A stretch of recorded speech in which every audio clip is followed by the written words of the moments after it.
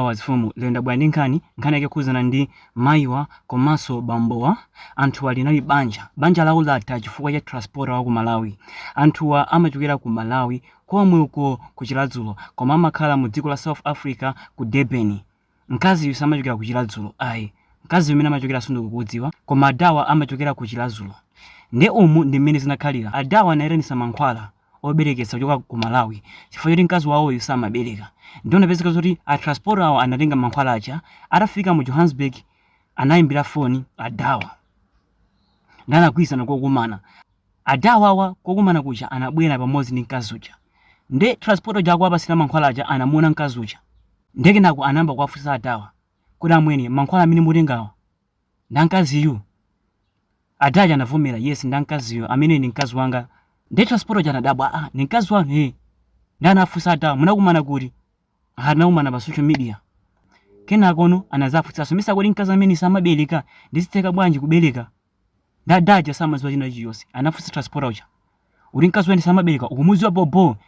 Ndinapezeka transporter ja anamuza chilungamo mkulu yes ndikumuziwa. Transporter uja ndi mkazi yu anakumana mu Johannesburg chifukwa choti mkazi yu amagulitsa thupi lake and transporter uja anali customer wa mkazi yu. Mkazi yu anadwalako HPV. HPV ndi human papilloma virus. Ni matenda amene amadza chifukwa cha kugonana ndi azimuna osiyanasiyana kamene kugonana.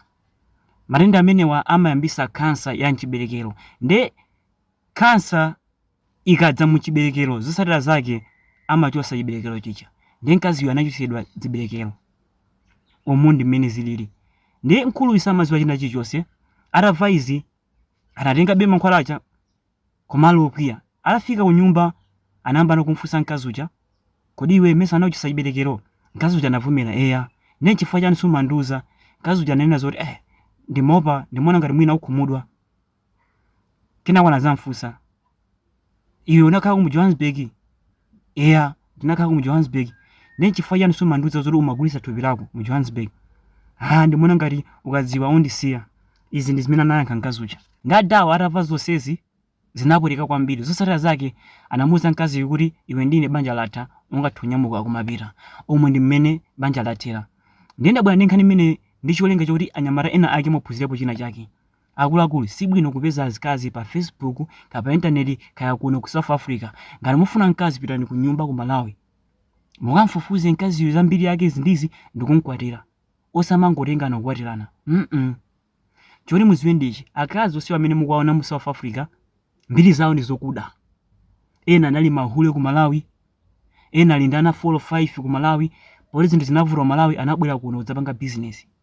Business yake ena ndiyogonana, ena akachitika mwaya amagwira ntchito, ngakhala kugwira ntchito amakhandazi muna 10, 5, 15 olipira lendi zindizi imene ndi drive yako Jones. Akuluakulu ngati mufuna mkazi chonde pitani ku Deni mukanditenge mkazi uja mbwere naye kuno. Kusiyana kuti muzikumana ndi mbala za mu street ino kumazikwatira kumazika pa khomo kumati uyine mkazi wanga. Chonde akuluakulu khala nochenjera osamagonayi.